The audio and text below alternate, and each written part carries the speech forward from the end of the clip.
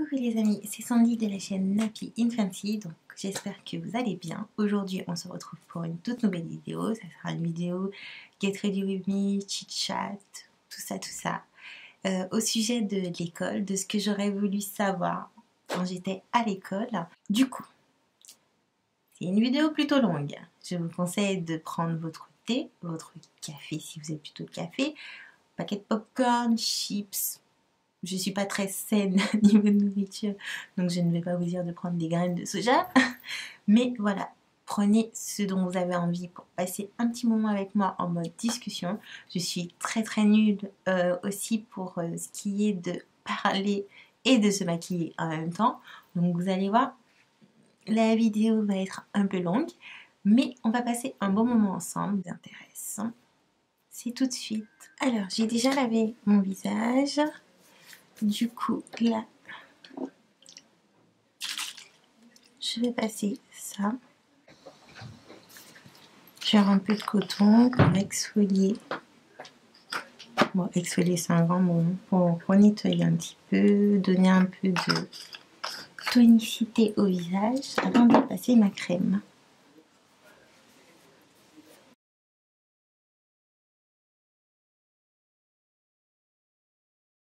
Là, une fois que j'ai fait ça, je prends ma crème de chez Fresh. Toujours la unique. C'est vraiment de très bons produits pour le visage. Il n'y en a pas besoin d'une tonne. Donc c'est vraiment très peu que je mets. Et j'applique. Il ne faut pas oublier le cou. Quel que soit l'âge. C'est un truc que ma maman m'a toujours dit. Cou, depuis petite, on n'oublie pas le cou. Et des mouvements toujours vers le haut. Pour aller contre la pesanteur.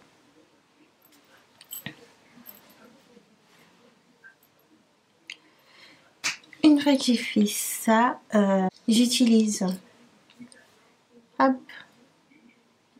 ce produit-ci qui est le Bonjour Sunshine embellisseur de teint allé de chez L'Oréal Paris. C'est une teinte universelle.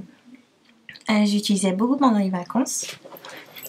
Et du coup, ça m'évite d'utiliser des fonds de teint. Et personnellement, quand j'allais à l'école, je n'utilisais pas de fond de teint. Je ne faisais pas grand-chose pour aller à l'école, à part avoir une peau saine et nettoyée. Et je sais même pas si dans le temps, à mon âge, c'était à la mode de faire ses sourcils. Je dois avouer que je sais plus. Je ne suis pas très sûre. Je pense pas que je faisais mes sourcils. Par contre, j'avais toujours du gloss sur les lèvres, un peu de mascara. Mais ça, le mascara, c'était vraiment au lycée.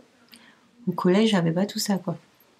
Bon, du coup, je fais ça avec mon Beauty Blender. Je vais utiliser mon Beauty Blender. Donc, toujours celui de chez Rihanna, qui est pas mal abîmé. Donc, il faudrait qu'un jour, je pense, en acheter un nouveau. On peut le passer au doigt aussi, hein. Bon allez, on va essayer de faire les choses bien, on va le passer. J'en mets pas beaucoup non plus.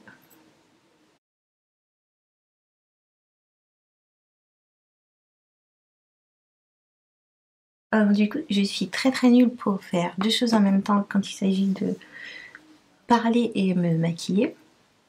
Par contre, quand je suis au boulot, j'arrive facilement à faire 10 000 choses en même temps, à répondre au téléphone, à écrire des mails, mais pour ça, je suis vraiment très nulle. Donc le sujet de la vidéo aujourd'hui, c'est la rentrée, hein, et je vais vous parler des 5 choses en fait que j'aurais voulu savoir quand j'étais genre au lycée. C'est qu'on ne sait jamais, chose que c'est parce qu'on n'est pas assez mature, mais on ne peut pas tout savoir, et même à mon âge, j'aurai bientôt 30 ans, on ne sait pas grand chose. On apprend tout au fur et à mesure.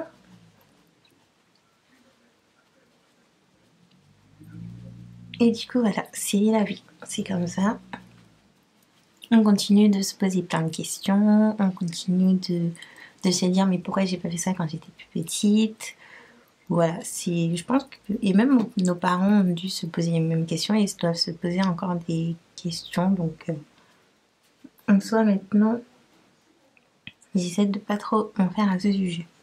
Donc, le premier truc que j'aurais voulu savoir quand j'étais à l'école, c'est ce que tu imagines que ta vie sera quand tu as genre 15, 16, 17 ans. Quand tu es à cet âge-là, tu imagines souvent comment ta vie sera quand tu auras 25 ans, quand tu auras 30 ans, blablabla. Sauf qu'en fait, non, tu peux imaginer tout ce que tu veux, même te dire que tu as toutes les possibilités de faire en sorte que ça se réalise, tu es sur la bonne voie et tout. Ta vie ne sera pas forcément comme ça. Il y a des chanceux, je dis pas qui y arrivent en fait, qui ont la vie qu'ils ont imaginée, mais je pense qu'ils ont la vie qu'ils ont imaginée, mais pas à 90%. Ils doivent avoir la vie qu'ils ont imaginée, mais alors, au final, il y a des gens qui ont la vie qu'ils ont imaginée, mais le chemin qu'ils ont dû parcourir pour le faire n'a pas du tout été ce dont ils avaient conscience ou ce dont ils espéraient. Et t'as ceux comment expliquer, qui ont vraiment imaginé quelque chose de A à Z et qui au final, ça s'est cassé la gueule et qui ont changé de chemin. Ce qui est tout à fait normal. On change tous de chemin ou de voie ou de façon de penser parce qu'on grandit, on mûrit. Les aléas de la vie font que il y a des choses qui nous tombent dessus qui font qu'on est obligé de réévaluer ce qu'on veut ou ce qu'on pensait vouloir. Donc du coup, voilà. C'est vraiment... Voilà, j'aurais aimé qu'à mon plus jeune âge, qu'on puisse nous dire en fait que on imagine des choses pour quand on sera adulte ou quand on sera plus grand ou quand on aura l'âge de, je sais pas moi, de fonder une famille, d'être marié ou l'âge d'avoir un vrai boulot et tout ça. Mais qu'on nous ait dit que, t'imagines ça à 15-16 ans, mais ça ne sera pas forcément ça à 25 ans ou à 30 ans et ce n'est pas grave. C'est la partie ce n'est pas grave que j'aurais voulu savoir en fait quand j'étais plus jeune. Parce que du coup, moi, je me suis fait tout un film de ce que j'aurais voulu que ma vie soit à 25 ans, ce que j'aurais voulu que ma vie soit à 30 ans. Et là, à l'heure d'aujourd'hui, ou dans quelques mois, j'aurai 30 ans, ma vie n'est absolument pas comme ça. Mais quand je me dis absolument pas comme ça, c'est de A à Z, il n'y a rien en fait. À part le fait que je pense que professionnellement, cette année, j'ai réussi à avoir mon CDI, que je vais quitter dans pas longtemps, malheureusement, alors que je le voulais, mais puissance 10 000. Mais moi, je sais que du côté professionnel, je suis vraiment quelqu'un de très professionnel qui fait très très bien son travail. Après, il y a des fois où il y a des couacs, où il y a des fois où j'y arrive pas. Ce qui est tout à fait humain, on ne peut pas avoir la solution pour tout. Mais ça, par exemple, c'est une case que je peux cocher où personne ne peut me faire un reproche sur ma façon de travailler parce que je me donne à 100%. Après, j'ai peut-être pas le travail de mes rêves, mais cette coche-là, je peux la caser. Et à part ça, en fait, il n'y a rien, tout ce qui englobe le reste, il n'y a rien de ce que j'ai imaginé qui est ce que voilà, je pensais. Et en même temps, ce n'est pas plus grave que ça. Je me rends compte maintenant que ce n'est pas la fin du monde. Alors qu'il y a peut-être 1 ou 2 ans, pour moi, c'était la fin du monde. De me dire, dans 2 ans, je vais avoir 30 ans. J'ai rien accompli, j'ai pas d'appartement, j'ai pas de bien qui m'appartient. Fonder une famille, ça c'était pas du tout mon délire, donc ça c'est pas du tout un truc que j'ai à cocher parce que c'est pas du tout mes ambitions pour l'instant. Mais j'aurais voulu voyager partout, j'aurais voulu avoir mon appartement. Qu'est-ce que je voulais d'autre quand j'étais plus jeune? Vivre de ma passion. Vous savez, ces trucs qu'on vous dit souvent, il faut vivre de sa passion, se réveiller tous les jours avec la motivation. Malheureusement, je pense que il n'y a pas beaucoup de personnes dans la réalité qui se réveillent tous les matins avec l'envie d'aller bosser. Donc voilà. Ensuite, une fois que j'ai passé ça, on va continuer parce que sinon la vidéo elle va prendre 10 000 ans.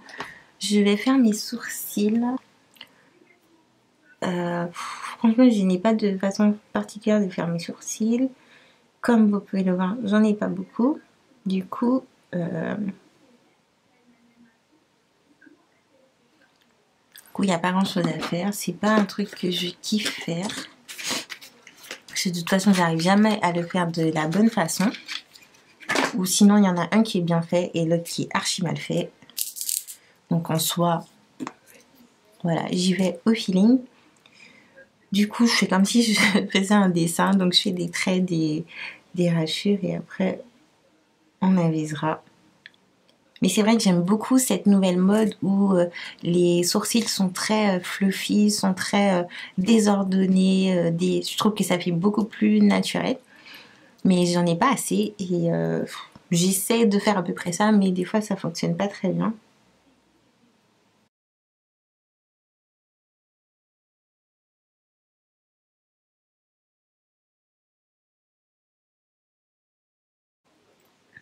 On va dire que c'est à peu près bon de ce côté-là.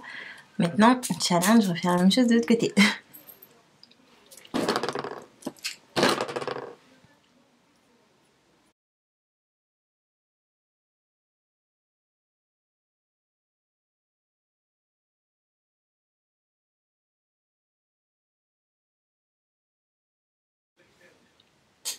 Alors, je vous ai même pas dit, je fais mes sourcils en ce moment avec le nouveau stylo qui me rappelle le stylo de mon enfance de chez Benefit.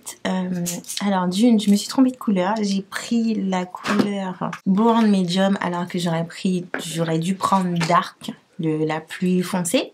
Mais je pensais que, voilà, je savais. Quand j'ai essayé, j'ai l'impression que c'était bon, mais au final, voilà. Ça peut aller, mais je pense que j'aurais vraiment dû prendre la plus foncée pour pouvoir utiliser les autres.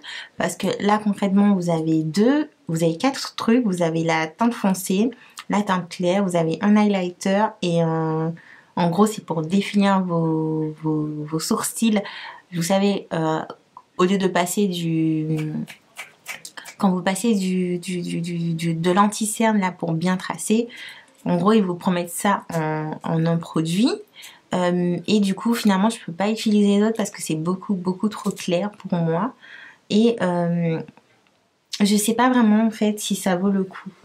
J'aime bien le fonctionnement. Je trouve que c'est vraiment plus pratique pour bien dessiner, faire des hachures dans ses sourcils. Donc, la teinte foncée, ça me va, en fait. Mais c'est juste que les autres teintes, je peux pas les utiliser. Donc, du coup, c'est un peu du gâchis, en fait, de payer 30, c'est plus de 30 euros ce produit-là pour ne pas utiliser le reste. Donc ça me saoule un peu. Mais en soi, l'idée est bonne. Mais c'est vrai que les autres couleurs, je ne peux pas l'utiliser. Et je trouve que la lighter n'est pas assez facile pour estomper.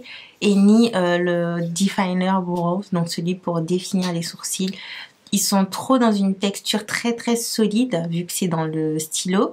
Donc du coup, quand vous l'appliquez, vous pouvez vraiment faire un super beau dessin. Mais après, pour l'estomper, pour que ça se fonde à votre peau, moi concrètement, en ayant essayé, même si c'était pas ma couleur de peau, j'ai trouvé que c'était un peu du gâchis. Donc j'ai pas aimé plus que ça.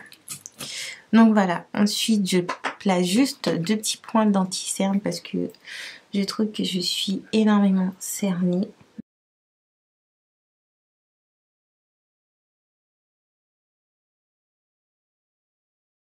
Du coup, voilà, en deuxième point, ce que j'aurais voulu savoir quand j'étais à l'école, plus précisément pas forcément quand j'étais au lycée, mais ça aurait été que sans s'en rendre compte, l'école fonctionne un peu comme une communauté. Ça nous apprend à vivre en communauté, à vivre en groupe. Et du coup, c'est un peu là que se dessine notre caractère, notre façon de penser, notre façon de voir les choses. Et même si on n'est pas adulte, on est quand même confronté à pas mal de petites choses qui font que, en grandissant, on ne pensera pas la même chose ou on verra, par exemple, je dis un truc tout bête, hein, mais on verra l'amitié d'une façon différente ou on verra le rapport à un groupe d'une façon différente aussi. Et donc du coup, j'aurais juste voulu savoir quand on étant plus jeune, que on fonctionne à l'école, les groupes, les clans, les, les coups de crasse entre guillemets que les filles se font, euh, toutes ces petites choses en fait qui font que sans s'en rendre compte, on est déjà projeté dans une vie un peu d'adulte et aussi de vie avec les autres. Parce que voilà, c'est comme ça. Et il faut en fait apprendre de ce qui se passe quand tu es à l'école en te disant que bon, malheureusement ça va être un peu comme ça. Ça va pas être tout à fait comme ça, mais dans le sens où on est pas H24, mais de, je sais pas moi, de 9h jusqu'à 17h, 18h, on est avec un groupe de personnes, on fonctionne dans une classe où on doit laisser l'autre parler avant, où on doit apprendre à écouter l'autre. Et en fait, inconsciemment, ça nous apprend déjà comment ça sera de vivre et de travailler en équipe. Je pensais qu'en fait les choses n'étaient pas liées, mais en grandissant et en ayant fait plusieurs boulots, je me rends compte que si les choses sont vraiment liées. Et du coup, si j'avais porté plus attention à la façon dont je vivais en communauté avec ma classe, ou la façon dont je m'insérais avec ma classe, ou la façon dont je m'insérais dans un groupe, ou parce que en étant dans un groupe à l'école, j'étais vraiment celle qui, je connaissais les réponses, mais j'étais tout le temps en retrait. Donc je n'étais pas celle qui allait prendre la parole forcément, celle qui allait être de l'avant, celle qui allait être la clé du truc. En général, j'étais en retrait, je donnais la réponse aux autres personnes du groupe qui, eux, se mettaient en avant devant la classe. J'aurais dû me servir de ça pour affirmer un peu plus qui je suis, pour prendre de l'avant, pour me mettre en avant et non pas en retrait.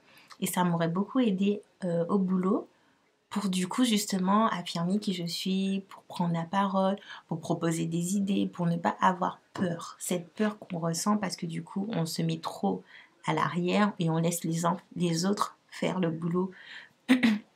Non pas faire le boulot à sa place, mais vraiment dans le sens où tu sais ce qu'il faut faire, tu as de très bonnes idées, mais au lieu d'affirmer ton idée et d'aller le dire devant ton boss par exemple, tu vas d'abord passer par ton collègue que tu juges un peu plus performant que toi à l'oral par exemple, et du coup c'est lui qui va en tirer les mérites parce que, ben, en gros, il va pas dire que c'est toi qui as eu l'idée. Il va dire nous avons eu l'idée ou j'ai eu l'idée de nanana. Parce que du coup, et tu pourras pas lui en vouloir dans le sens où c'est lui qui est allé se jeter dans la gueule du loup avec l'idée parce que toi tu n'as pas osé le dire. Donc là je prends juste ma palette Anastasia pour juste passer un petit peu de poudre, fixer un petit peu mon teint. Mais pas beaucoup parce que bon je suis bronzée donc j'ai pas besoin de tout ça. Et j'aime bien me sentir un peu libre avec ma peau. Qu'est-ce que je vais faire d'autre? Ensuite, on va dire troisième truc que j'aurais voulu savoir quand j'étais à l'école, c'est par rapport à ma façon d'apprendre. Donc, on va dire que j'étais vraiment la première de la classe, j'avais tout le temps des bonnes notes, mais ma méthodologie m'a servi à l'instant T, mais elle ne m'a pas servi plus tard, dans le sens où ma façon d'apprendre, c'est que j'apprenais du par cœur, tout du par cœur. Donc, mes leçons, je les connaissais par cœur. J'arrivais facilement, vous me posez une question, je me remémorais mon cours dans la tête et en même pas 5 secondes, je vous disais la réponse et tout. Donc ça m'a énormément servi à l'instant T. À part en maths où c'était pas vraiment du par cœur parce que j'arrivais pas à me dire j'apprends une formule pour l'exécuter après, je n'y comprenais rien de la façon il fallait l'utiliser. Autant dans les autres matières, que ce soit le français, l'histoire géo, toutes ces autres matières, SVT, physique et tout, non, SVT, j'arrivais à utiliser cette méthodologie d'apprendre du par cœur pour pouvoir avoir de très bonnes notes et m'en sortir à l'école. Autant où ça ne fonctionnait pas pour les maths et la physique-chimie, donc j'étais très mauvaise. Mais à l'instant T, c'était génial. À l'école, ça m'a beaucoup servi. J'ai eu de très bonnes notes. Voilà, c'était pas une lacune. C'est devenu une lacune en grandissant parce qu'en fait, je me suis rendu compte que c'était ma seule façon d'apprendre les choses, d'assimiler les choses sur une courte durée. Sauf qu'à du long terme, je me rappelle de rien. Si vous me posiez des questions sur des cours d'histoire géo, alors là, pourtant j'étais une très bonne élève, j'avais des 18 et tout de moyenne. Là, maintenant, je suis incapable de vous raconter ce que j'ai pu apprendre en histoire géo, sur des faits qui sont très importants pour notre histoire et tout. Aucune idée, j'ai la mémoire, la poussière de la poussière. Il n'y a plus rien.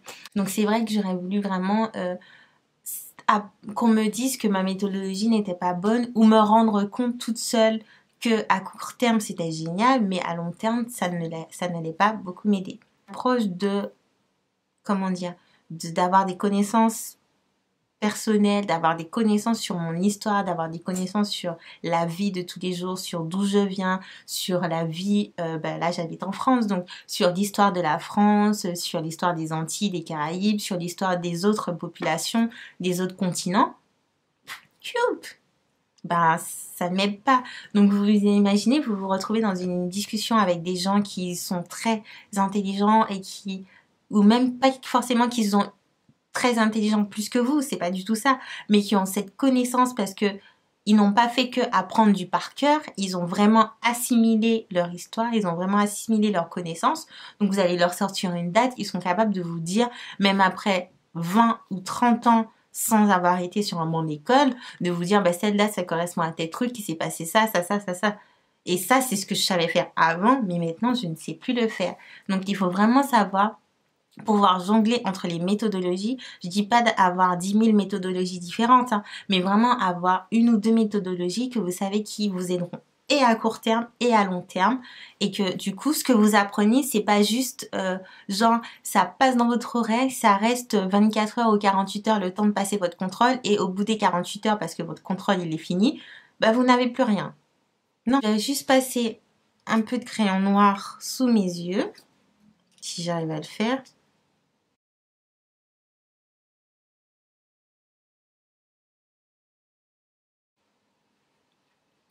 Donc juste un peu de crayon noir. Et ensuite, je prends ma palette Perception, c'est la collaboration Sheila et Colourpop. Donc Sheila, c'est une youtubeuse américaine. J'adore cette palette. Je n'utilise que ça si je fais des maquillages. Et en général, j'utilise les couleurs, mais c'est vrai que j'en utilise qu'une à la fois. Sauf si j'ai vraiment un truc machin à faire. Donc on va juste utiliser celle-ci qui est la Culture, juste pour unifier un petit peu et donner un peu de couleur.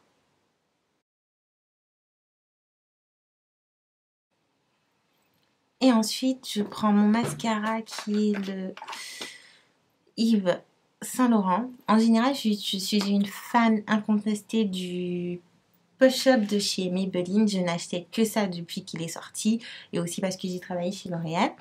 Mais je me suis laissée tenter. C'est mon premier mascara de luxe, entre guillemets. Et je trouve qu'il est vraiment bien. J'aime beaucoup le pinceau. Mon seul hic, c'est que je trouve qu'il prend trop de matière. Donc à chaque fois, je suis obligée d'enlever un peu. Il se présente comme ceci. Je sais pas si vous allez bien voir. Il est vraiment courbé et je trouve qu'il est vraiment cool pour appliquer. Je vais essayer de vous faire un zoom comme ça, vous verrez mieux quand même.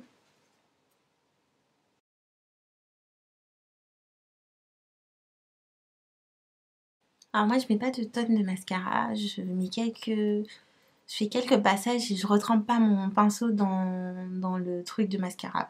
Je trouve que ça fait trop pâté après. J'aime quand ça reste simple et tout. Donc voilà ce que ça donne.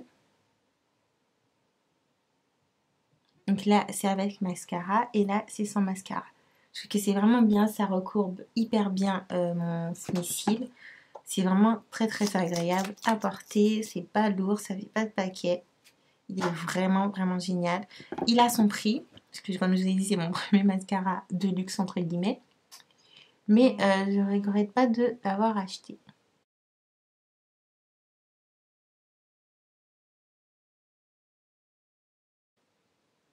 Alors, des fois, je ne passe pas en bas.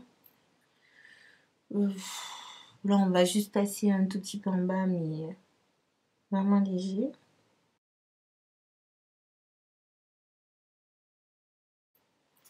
Donc ça, c'est good. Et une fois que j'ai fait ça, on va passer à ma partie préférée, l'highlighter. J'adore l'highlighter. Ça n'existait pas à mon époque quand j'allais à l'école. Donc du coup, j'en profite.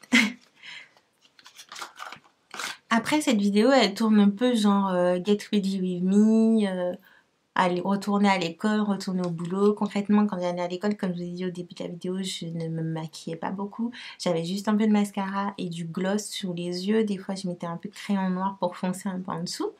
Je me maquillais très peu. C'était pas comme la génération que je vois d'aujourd'hui. Les filles, elles sont à peine au collège ou au lycée. Elles sont déjà mais maquillées à la Kim Kardashian pour aller à l'école. Ce n'est pas du tout un reproche, vous faites ce que vous voulez. Mais c'est vrai que tout en sachant qu'on est adolescente, qu'on est encore en train de grandir, qu'on a des poussées d'acné pour certains, que notre corps change et tout, je trouve ça un petit peu inconfortable de se rendre à l'école tout en étant maquillée avec plein de choses sur votre peau parce que du coup vous anticipez en fait son vieillissement, surtout si vous n'en prenez pas soin quand vous rentrez chez vous. Donc juste, si vous êtes encore à l'école, n'oubliez pas que vous êtes juste des adolescentes, que vous avez la vie devant vous pour vous maquiller, pour jouer avec du maquillage. Vous pouvez jouer avec du maquillage chez vous. Vous n'êtes pas obligé d'arriver en cours à la Kim Kardashian. C'est pas ça qui fera de vous une bonne élève, ou c'est pas, certes vous allez vous faire remarquer, mais après c'est chacun ses priorités dans la vie bien évidemment. Mais du coup, juste pensez à votre peau. Si vous faites ça, pensez à ce que quand vous arrivez chez vous, vous fassiez aussi le nécessaire pour que votre peau en dessous ne soit pas trop accablée, pour qu'elle ne vieillisse pas trop vite, parce que le maquillage aussi, ça fait vieillir la peau, hein, surtout si on en prend, si on ne se démaquille pas bien, si on ne prend pas soin de sa peau par derrière. C'est bien beau de vouloir imiter ces personnes que vous voyez derrière leurs écrans ou ces stars que vous voyez à la télé qui sont hyper maquillées et tout.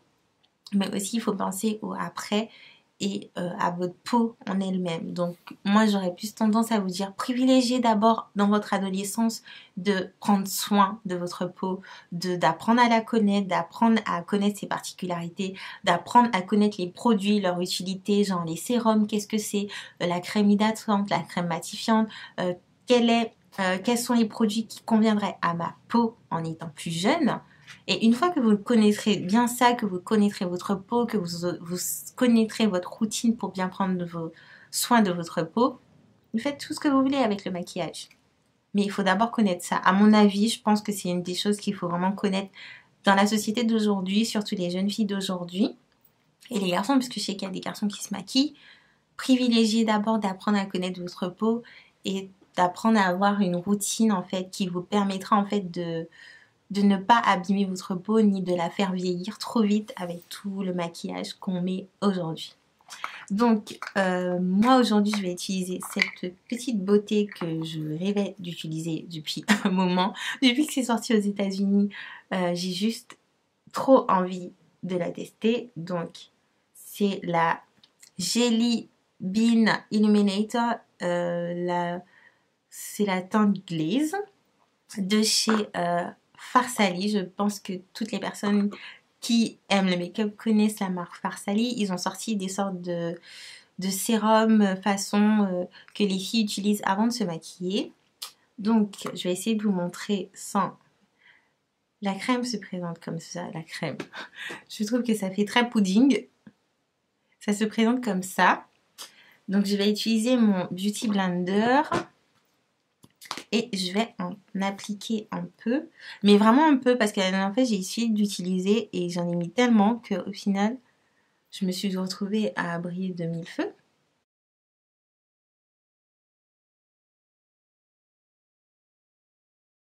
Je trouve qu'il faut faire très attention à l'application, je trouve que c'est un peu dur en fait à appliquer, à bien estomper. Une fois que c'est sur votre peau, j'ai l'impression que ça reste quoi. Donc il faut estomper très très vite. Il ne faut pas perdre non plus 10 000 ans. Mais j'aime énormément la texture. Je suis comme une enfant devant ça. Je kiffe.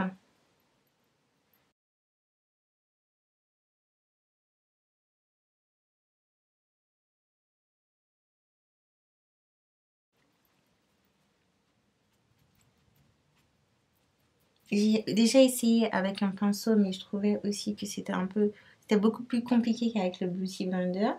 Donc, du coup, j'ai préféré rester avec le Beauty Blender et j'essaie d'en appliquer un peu sur mon sourcil et j'estompe très vite avec mon doigt.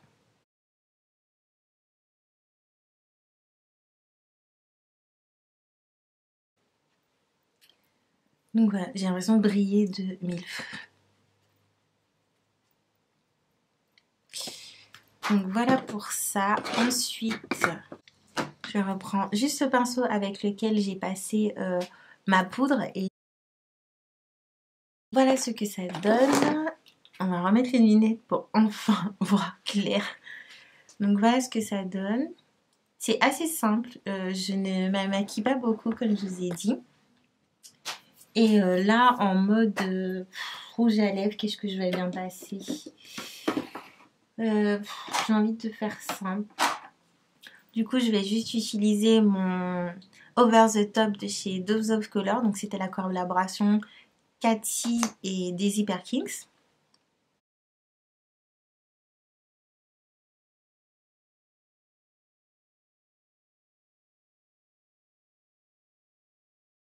Et voilà.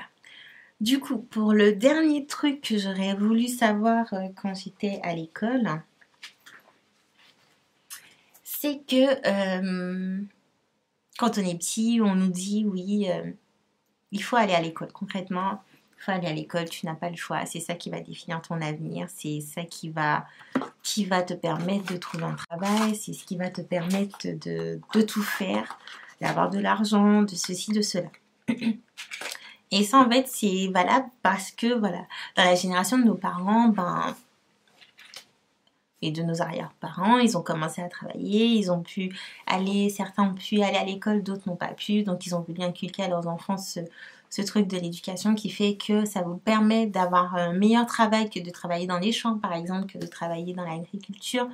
Non que je dise que l'agriculture ou travailler dans les champs, c'est un travail tout aussi pénible qu'un autre et ça mérite son salaire, ce qui est tout à fait normal. Moi, je n'ai rien contre ça, mais c'est juste que du temps de nos parents, voilà. Aller à l'école vous permettait d'essayer d'obtenir un meilleur travail que ce que vous auriez pu avoir en restant chez vous, entre guillemets. Sauf que j'ai remarqué que dans notre génération d'aujourd'hui, dans la génération millennials, aller à l'école, certes, ça vous permet d'obtenir un boulot, mais pas non forcément tous les cas. Si vous prenez certaines personnes, j'ai déjà lu des articles où il y a des gens qui ont à peine 15 ans, qui n'ont même pas fini l'école ou qui ont arrêté à 15 ans et qui ont leur propre business, qui ont leur propre activité. Vous avez ces personnes qui ont ces dons ou cette capacité à monter leur propre truc, à vivre de leur passion sans avoir à passer à l'école. L'école n'est définitivement pas pour tout le monde, et ça je le sais très bien. Le cursus public ou le cursus privé n'est pas pour tout le monde. L'alternance ou à s'asseoir sur un banc de la fac n'est pas pour tout le monde. Moi, j'ai toujours pensé que je serais celle qui serait assise sur le banc de la fac et qui aurait eu un master. Et aujourd'hui, j'ai fait, après mon bac et plusieurs petites expériences qui n'ont pas fonctionné, j'ai fait un cursus en alternance, donc BTS et ensuite licence, les deux en alternance. Et j'ai jamais mis un pied à la fac. Si, j'ai mis un pied à la fac, entre guillemets, mais c'était la fac de médecine pendant une année. Mais en soi, je n'ai pas fait de licence à la fac, je n'ai pas fait de master à la fac, je n'ai pas de doctorat, je n'ai pas tout ça. Alors que vous parlez aux personnes autour de moi qui me connaissent très bien, je pense que tout le monde était persuadé que j'aurais atterri à la fac et j'aurais un master, un doctorat ou blablabla. L'école n'est pas pour tout le monde, la façon d'éduquer n'est pas pour tout le monde.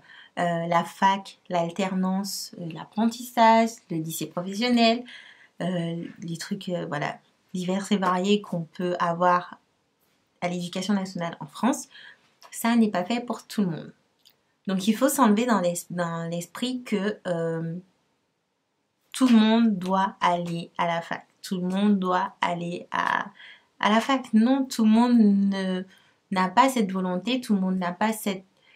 C'est même pas une histoire de capacité, c'est vraiment juste une histoire de cette personne a telle ambition, cette personne a tel avenir, cette personne a tel chemin, les chemins qu'elle doit emprunter ou ce qui lui permettra d'obtenir le boulot de ses rêves ou ce qui lui permettra d'obtenir tout court un boulot, ce n'est pas forcément d'être assis sur le banc de la fac à avoir des cours de tel ou tel truc, pas forcément. Et ça, en fait, c'est vraiment quelque chose qui fait défaut aussi aujourd'hui, parce que quand vous allez voir votre conseillère au lycée, ou même au collège, hein, on vous dit il faut aller dans tel cursus, ou pour X raisons, parce que vous n'avez pas la moyenne dans telle matière, on va vous dire ah, ta vie elle est finie, tu finiras je ne sais pas trop quoi, tu ne peux pas être promis à plus. Sauf que non. Moi concrètement, on m'avait dit tu ferais un lycée professionnel. Alors c'est con, je suis allée voir une conseillère quand j'étais au collège pour pouvoir passer au lycée. J'avais les meilleures notes possibles et inimaginables dans toutes les matières. Elle a trouvé le moyen, juste parce qu'en maths je n'étais pas si bonne que ça, ni en physique-chimie, de me dire que moi non, il faut pas que j'aille à l'école normale, il faut que j'aille dans un lycée professionnel en fait, pour essayer de me trouver un travail, parce que je ne vais pas réussir en école normale, en première et tout ça normal, et que voilà. Sauf que non, aujourd'hui j'ai fait en plus j'ai fait un baccalauréat scientifique, j'étais nulle en maths, nulle en sciences physiques, j'ai rattrapé mon retard, excusez-moi, en sciences physiques, j'ai quand même eu 5 en maths à mon bac, mais j'ai eu mon baccalauréat scientifique. J'ai pas eu de mention, mais j'ai quand même eu mon baccalauréat scientifique et j'en suis très fière. Et après ça, j'ai quand même essayé de faire une école de médecine, mais la fac de médecine, c'était pas du tout pour moi. J'ai même fait des cours par correspondance pour être architecte d'intérieur, mais le problème, c'est que l'école en correspondance n'était pas du tout fiable. Donc du coup, j'ai préféré laisser tomber. J'ai fait un BTS assistante manager, j'ai fait une licence qui s'appelle genre administration d'unités commerciales ou je sais pas trop quoi, / office manager, et je m'en sors très bien. Je travaille très bien, je suis quelqu'un de très professionnel et je n'ai pas eu à faire un parcours de je ne sais quoi en étant au lycée. J'ai fait un lycée normal, bac scientifique, et je suis là aujourd'hui. Donc il faut arrêter de dire aux jeunes en fait ce qu'ils doivent faire. C'est à leur ressenti, à ce qu'ils pensent qu'ils peuvent faire, et de toute façon c'est en essayant qu'on saura si on est capable ou pas de faire telle chose et de voir ce qu'on aime ou ce qu'on n'aime pas. Donc voilà. Donc je sais qu'un jour si j'ai un enfant, je ne serai pas la personne, en tout cas j'espère ne pas être la mère à forcer son enfant à aller dans tel cursus, à faire telle chose, ou à lui dire ben t'as eu ton bac mais tu dois quand même continuer à aller à l'école. En fait t'as eu ton bac parce que en France le bac, le brevet, on le voit un peu moins maintenant, mais le bac c'est le Saint Graal, alléluia, blablabla, même si je n'y crois pas trop. Mais ça reste quand même important parce que pour trouver du travail sur ton CV, ils veulent quand même voir que tu as eu ton baccalauréat, que tu as eu ton brevet, blablabla, mais surtout le baccalauréat, donc ok, soit. Mais que si elle me dit, maman, je n'ai pas envie d'aller à l'université, ben tu vas pas à l'université. Par contre, si tu ne vas plus à l'école, je veux que tu te trouves un travail. Ça, c'est net, clair. Tu me dis pas que tu veux plus aller à l'école après ton bac pour rester assis sur un canapé. Je n'ai pas été éduquée comme ça, donc c'est sûr que je ne voudrais pas qu'elle soit éduquée comme ça. Mais voilà, voici les petites choses que j'aurais voulu apprendre quand j'étais beaucoup plus jeune à l'école et tout. N'hésitez pas à partager avec moi ce que vous auriez voulu apprendre quand vous étiez beaucoup plus jeune. Et on se retrouve la semaine prochaine dans une nouvelle vidéo. Je vous fais de gros bisous. Toutes les personnes qui retournent à l'école, je vous souhaite bon courage. Essayez de faire de cette année la meilleure. Ne vous prenez pas la tête avec vos amis, ne vous prenez pas la tête avec les cours. Bossez et écoutez en cours parce que du coup ça vous facilitera votre travail à la maison. Et enjoy. Kiffez votre vie, sortez avec vos amis le soir après les cours, faites des groupes d'études ensemble, c'est beaucoup plus facile de travailler en groupe que de travailler tout seul de son côté. Et le week-end, faites-vous un programme, vous travaillez pendant 1 heure vos matières et le reste de la journée, vous promenez, vous fêtez, vous sortez avec vos amis, parce que du coup, ça reste quand même les plus belles années d'un adolescent. Mais après, il y a aussi de très belles années, mais ça sera les belles années en étant adulte. Donc profitez de ce que vous avez en tant qu'adolescence, mais n'oubliez pas que aussi ce qui vous attend en tant qu'adulte, ce n'est pas non plus la peine et la bannière, hein. Quand on est adulte, on a aussi de très bons moments avec ses amis, avec sa famille, avec si vous serez bientôt dans un couple, vous allez pouvoir fonder votre famille et tout, vous avez aussi de très bons moments. Mais juste profitez de l'instant présent et c'est tout. Je vous fais des bisous et je vous dis à très bientôt pour une nouvelle vidéo. Ciao.